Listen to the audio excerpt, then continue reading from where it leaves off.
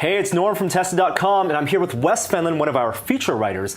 Now, Wes and I, earlier this year, visited Steve Sansui's Rancho Obi-Wan, and it was there that we heard about this crazy thing. It's called George Lucas Super Live Adventure, and it was this arena show like Cirque du Soleil, but it was only put on in Japan back in 1993. 20 years ago. It encompassed all of George Lucas's works. It's got Willow, Tucker, A Man in His Dream, American Graffiti, Star Wars, Indiana Jones, all mixed up into this crazy show. And this incredible, long-lost relic of Lucasfilm and Star Wars history, Wes got in touch with the director and the production designer. There's a huge story on Tested.com right now, but we want to give you guys a little bit taste of what the George Lucas Super Live Adventure was all about. I'm Douglas Schmidt. I'm a theatrical set designer, and you're in my studio in San Francisco. We're talking about a production that I did back in the early 90s of an arena show for Kenneth Feld and Ringling Brothers called George Lucas Super Live Adventure, as translated from the Japanese.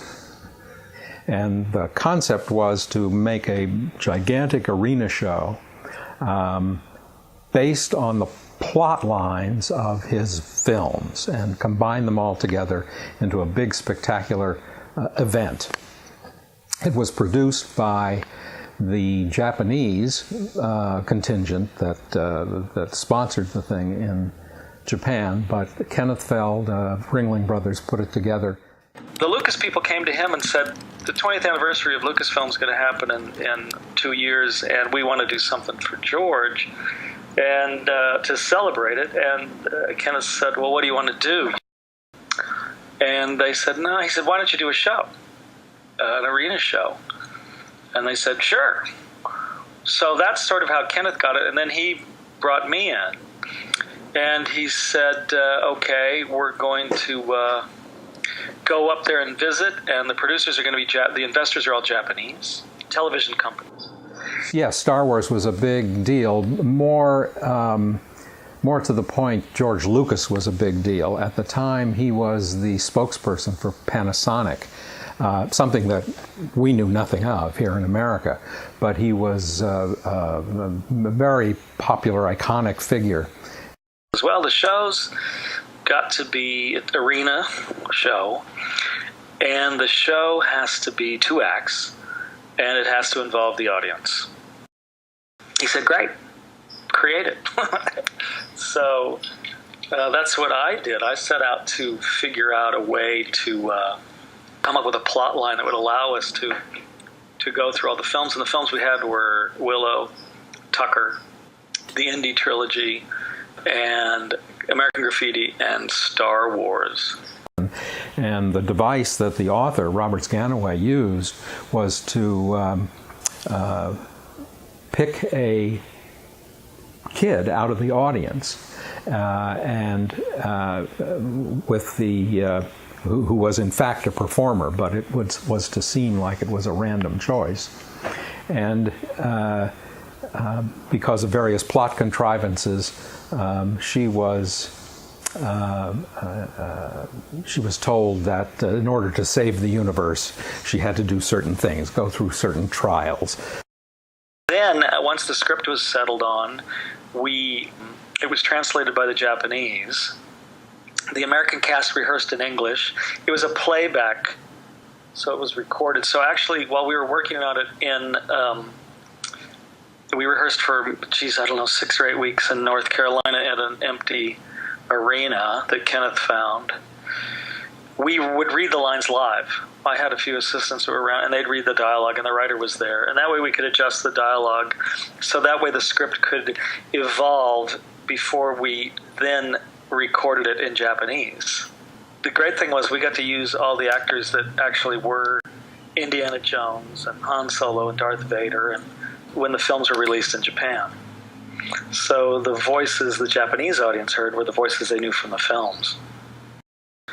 The show started out, and she gets chosen seemingly at random to hold this package, this bundle that Willow is carrying, and he enters from the back of the auditorium, coming running down the center aisle, this little person, and he picks her out. He says, "Here, take this and don't say a word." And then he runs up on stage, and he's confronted by the evil General Kale from the Willow movie, and goes up. Willow's frozen with fear, and the general comes on a horseback on this giant black Frisian.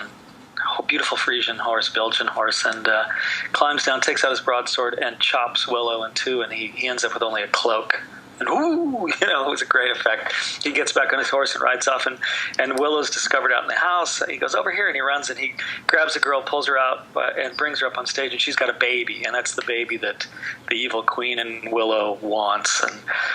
And then he brings her up on stage, and then suddenly they are visited by this spirit, this fairy that appeared in Willow, and she speaks to them and says, "We are looking for a hero to protect us from it. There's a dark force coming, and you've been chosen to find that hero. And take this wand," and it out of magically this wand appears, "and use it on your journey, and it will help you." And Willow thanks her, and she goes away. And that's the setup. And as soon as Willow goes away and she's there with the wand, suddenly the scene changes, and there's Preston Tucker from Tucker saying, "Hey girl, hey," and he's being pursued by reporters, and he's about to present his car. So then she jumps into the world of Tucker, and so similarly we went from world to world, that there would just be a magical transition, and she's looking and meeting these various Lucas heroes. So she meets Tucker, she meets Indy. She then goes and she meets the cool dude, John. She meets him, and that's kind of, each number was different. Tucker was like a what we would call an industrial show. Tucker's presenting his new cars, and the Tuckerettes come out and dance. We had 20 tap dancers, and we did this huge number. And it was, the culmination is we presented a real Tucker, and it drove around the stage. There were a lot of these big set pieces, these numbers. For example, the beginning of Indiana Jones starts in a nightclub, Club Obi-Wan. And from the film, we saw that it was quite an elaborate set, a very, very complicated set. And the centerpiece for the stage was this big red dragon mouth with arms and talons and facing the audience, which was the entrance onto the stage for the chorus girls. And we wanted to do that. We wanted to do that as much as possible. But it was a big sculptural thing, 60 feet across maybe, 15, 20 feet high. And so one thing that we hit upon was the idea of inflatables. Second act opened with American Graffiti. It was a big dance number, dance party, motorcycles on stage, big giant jukebox. I think that was inflatable. Diner, Mel's Drive-In, and then the last 2/3 of the second act was all Star Wars, with giant inflatable Jabba the Hutt with two guys inside it. That was fantastic.